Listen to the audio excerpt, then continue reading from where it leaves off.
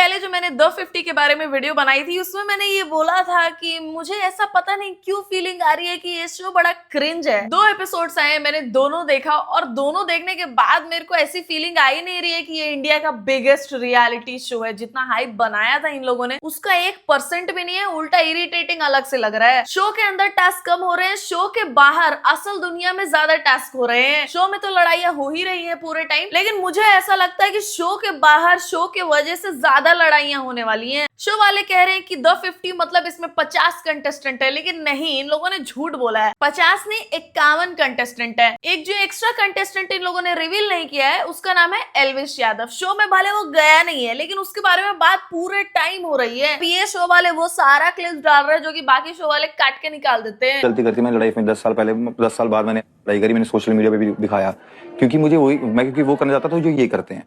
मैं दिखाना चाहता था कि रील और रियल में बहुत फर्क होता है। तो फिर म्यूजिक वीडियो का बोला उसने। म्यूजिक वीडियो ऑलरेडी शॉर्ट था, मतलब वो आना था कुछ दिन पहले, बट वो कंट्रोवर्सी के चक्कर में डिले हो गया।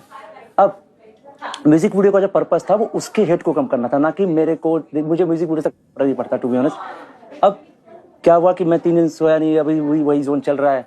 फिर उसके बाद अगले दिन मेरे को लोकेशन दी म्यूजिक वीडियो शूट करने की, तो उसमें मेरा सीन ऐड किया। अब उसने थप्पड़ वाला सीन बोला ना, मेरे को डाउट हुआ कि ये सीन क्यों ऐड करवा रहा है। मैंने अपने छोटे भाई से बोला कि ये क्या सीन है क्या नहीं।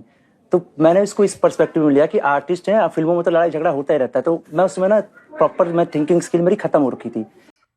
फिल्मों में तो लड़ाई झगड़ा होता रहता है वो तो ठीक है, लेकिन आप लोग में से कौन फिल्मों में है? मैक्सिमम की थिंकिंग स्किल तब खत्म हो चुकी थी। ये लोग, एक तो इन लोगों पे हंसी आती है मेरे को। जो लोग भी ऐसा फटाक से गुस्सा हो जाते हैं ना, मार हमारी पे उतर आते हैं या फिर गाली गलौज पे उतर आते हैं, उनको कम्युनिकेशन करना आता ही नहीं है। उनको लगता है हर एक बातचीत डिस्कशन जो हो रहा है वो एक आर्ग्यूमेंट ही है।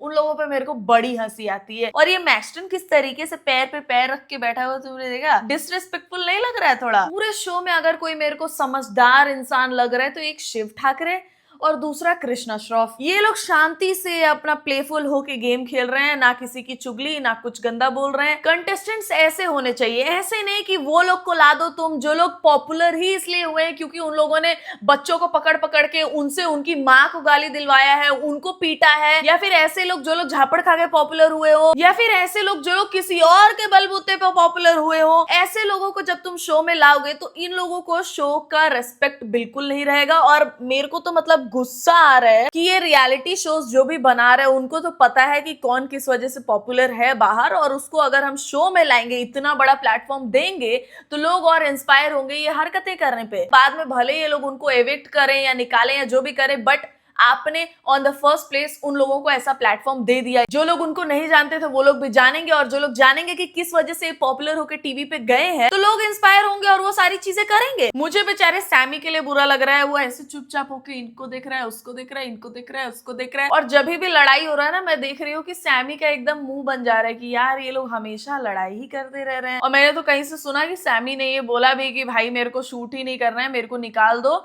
और उसके वजह से शूट काफी देर तक रुका हुआ था। और वो बोल रहा था कि तुम लोग टास्क के पहले भी लड़ाई कर रहे हो, टास्क के बीच में भी कर रहे हो, टास्क के बाद भी कर रहे हो, इससे अच्छा तो मैं बिग बॉस चला जाता। इतना ज्यादा लड़ाई होगा ये तो कॉन्ट्रैक्ट में नहीं लिखा हुआ था। कॉन्ट्रैक्ट में लिखा हुआ था ये एक फन शो है, यहाँ पे फन तो हो ही नहीं रहा है। मैंने दोनों एपिसोड देखे हैं। प्रिंस, मैक्सटन, रजत और एल्विश के जो दोनों दोस्त हैं और एक भाई है, ये सब के सब एक ही कैटेगरी के हैं। प्रिंस बोलता है कि मैंने उससे लड़ाई की और सोशल मीडिया पे इसलिए डाला क्योंकि इन लोगों को भी पता चलना चाहिए ना कि इसका भी बाप है कोई। भाई लड़ाई खत्म हो गई है तो उस बारे में बात करना बंद करो ना। वहां पे करण मोटी बुद्धि कहने लग गया कि हम इस बेसिस पे जज करेंगे कि सबसे कम इंटरेक्शन हमारी वंशज से हुई है। मैं तुम्हारे दोस्तों से ज्यादा इंटरेक्शन तुमसे कैसे कर लूंगा एक दिन में? ये पॉसिबल कैसे है? अंकल क्या हो गया आपको? आपकी उम्र हो गई है अंकल, एक बारी सोच समझ के तो खेलो। The way he was talking while he was on the show in front of them and the way he is talking in his VDs are so different. जैसे ये बात कर रहा है अपने वीडी में अपने से डबल उम्र के लोगों के बारे में, उससे पता चलता है why he deserve to go out. देखो उन लोग का जो निकालने का पॉइंट था कि इसने हमसे इंटरैक्ट नहीं किया इसलिए निकाल रहे हैं, वो पॉइंट तो बहुत ही बेकार था। लेकिन वंशज का भी ये बोलना कि मैं तो म्यूजिकल चेयर में अच्छे से परफॉर्म इसलिए नहीं कर पाया क्योंकि मैं उर्वशी मैम को सपोर्ट कर रहा था, और वो अपनी वीडी में भी ये बोल रहा था कि मैं तो उर्वशी की वजह से, उस टाइम उसने मैम ने बोला मैं तो उर्वशी की वजह से ठीक से नहीं खेल पाया। तो भाई जब उर्वशी जी गिर रही थी तो ये गया था सबसे पहले उनको सपोर्ट करने। वहां पे तुम अच्छा दिखने की कोशिश कर रहे हो और वीडियो में तुम ऐसी बातें बोल रहे हो लोगों के बारे में। 50 लोग हैं, बहुत लोगों को लगेगा कि उनका निकलना अनफेयर है, लेकिन अगर वो ऐसी बातें बोलने लगे एक दूसरे के बारे में फिर तो लड़ाई झगड़े ही होंगे। वहां पे वंशज उन लोग को ये बोल के आया है कि मैंने तो आप लोगों को टीवी पे देखा है, मैं तो इंटिमिडेट हो गया, मैं तो बातें करने नहीं आ पाया, इंटरैक्ट नहीं कर पाया इसलिए। और अपने वीडियो में ये बोल रहा है कि क्या हो गया है मोटी बुद्धि। एक दिन भी ये पूरा नहीं रहा है शो पे, लेकिन उसके बाद से इसने 2 रील, 1 यूट्यूब वीडियो और मल्टीपल इंस्टाग्राम स्टोरीज डाल रखी हैं। एंड आई बेट ये शो जब तक चलेगा तब तक वंशज अपना ओपिनियन इस शो के बारे में देता रहेगा, which means he wants to get included somehow. एक साइड इसको स्टड भी लगना है अपनी ऑडियंस के सामने और दूसरी साइड इसको ये भी चाहिए कि इंडस्ट्री वाले इसको आउटसाइडर समझ के ना निकाले। इंडस्ट्री में जो भी पॉपुलर हो उससे बना के चलने में ही अपने करियर का फायदा है। ये बात वंशज से अच्छा तो कोई नहीं जानता होगा। तीसरी सीख मैंने सीखी, मेरे अपने भाइयों से नहीं लड़ना चाहिए। Love you. Rajat is strong, has got medals for India, you से आई से फॉर हिमसेल्फ, क्योंकि तुम लोग भी उसका वर्थ यही बताते हो जब भी कोई उसकी बुराई करे तो। बुराई क्या, जो सच्चाई है वही बता दे। तो he is intelligent and all of that, लेकिन किस वजह से वो पॉपुलर हुआ है? वंशज जब निकला होगा ना तो सबसे ज्यादा बुरा रजत को लगा होगा कि शिट, एक बच्चा निकल गया, अब किसको मारूंगा मैं। इसीलिए उसने बाद में दिग्विजय को पकड़ा, क्योंकि उसको पता है कि दिग्विजय हाथापाई तो नहीं करेगा, बातों से ही उकसाएगा और रजत को बातें करना नहीं आता है। रजत के जो भी फैंस है उनको मैं उतना ही नीच समझती हूँ जितना रजत खुद है। बच्चों को पकड़ के मारना, वहां अपनी ताकत दिखाना, या फिर ऐसे लोगों को मारना जिनका इसको पता है पक्का कि वो लोग उल्टा हाथ नहीं उठाएंगे, ऐसे लोगों को मैं स्ट्रॉन्ग नहीं मानती हूँ। और जो भी शोज ऐसे लोगों को प्लेटफॉर्म दे रहे हैं उनको मैं क्रिंज ही बुलाऊंगी। ऑलरेडी वायलेंस, क्राइम और जो गलत लोग हैं वो लोग का ही पावर में होना की कमी नहीं है, तो ऐसे और लोगों को जब आप लोग सपोर्ट करोगे तो और खराब ही होता जाएगा स्पेस। और सच बताऊं तो ये जो लायन का वॉइस है ना, इतना ज्यादा क्रिंज लग रहा है। अगर कोई नॉर्मली बात करता तो वो ज्यादा इंटिमिडेटिंग लगता है। ये लोग इंटिमिडेट करने के चक्कर में जो वॉइस मॉड्यूलेट करके बोल रहे हैं, बड़ा गंदा लग रहा है। आखिरी चीज होगी जो एक्सेप्ट करेंगे वो है डिसरिस्पेक्ट। हम सब 4 उल्टी सीधी चीजें कर रहे हैं। क्या हो गया, पागल बोल दिया, बहुत कोई गाली दे दी, कल गाली दी तब तो तेरा मुंह खुला नहीं। It's not even shocking anymore.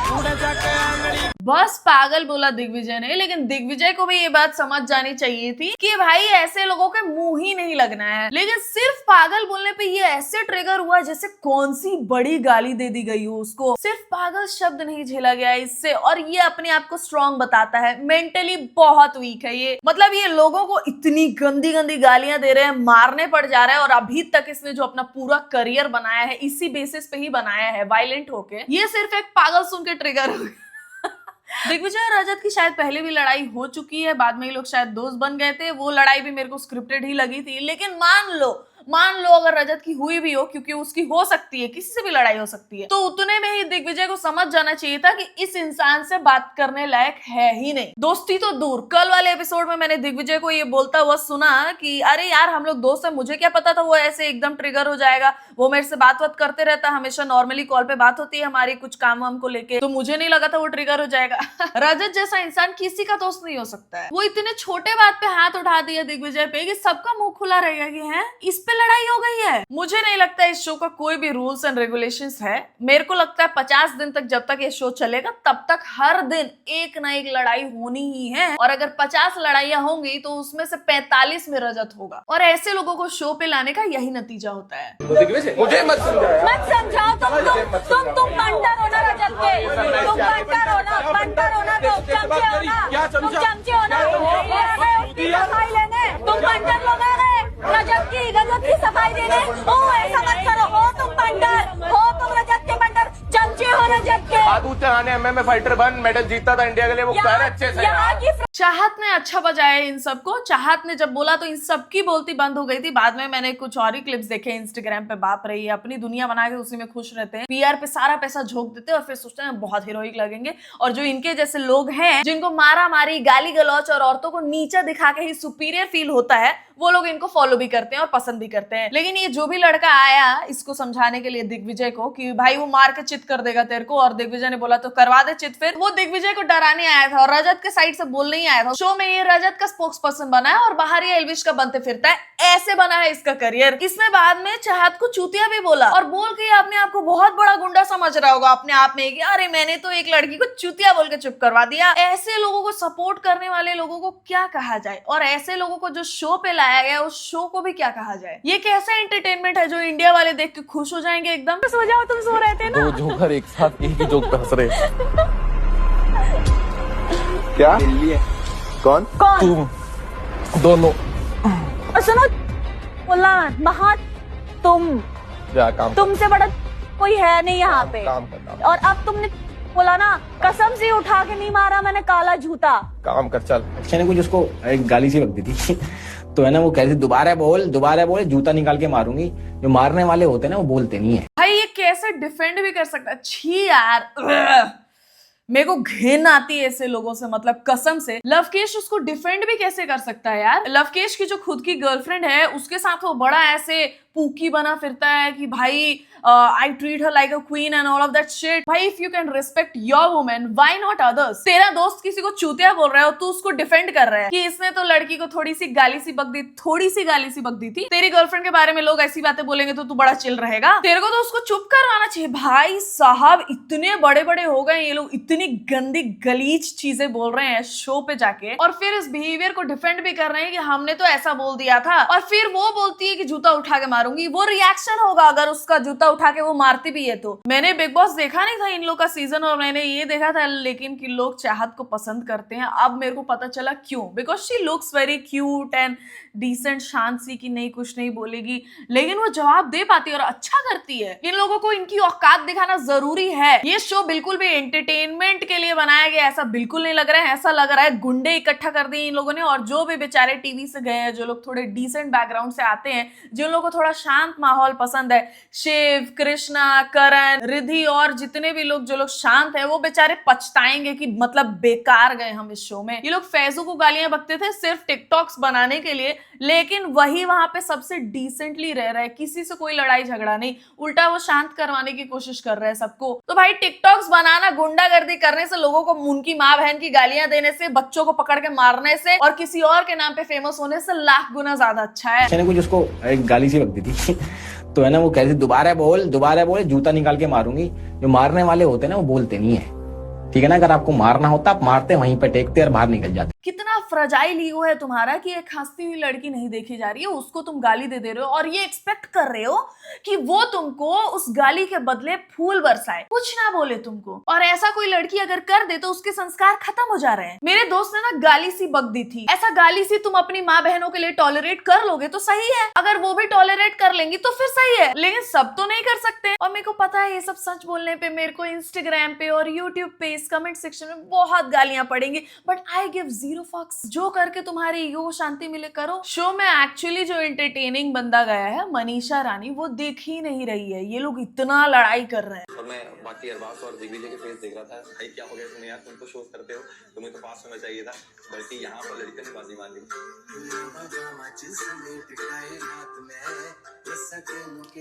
ये मैंने देखा था, अरबाज बहुत ज्यादा निकी की हेल्प कर रहा था और दिग्विजय भी बाकी लड़कियों की हेल्प कर रहा था ताकि वो लोग आराम से पार कर पाए।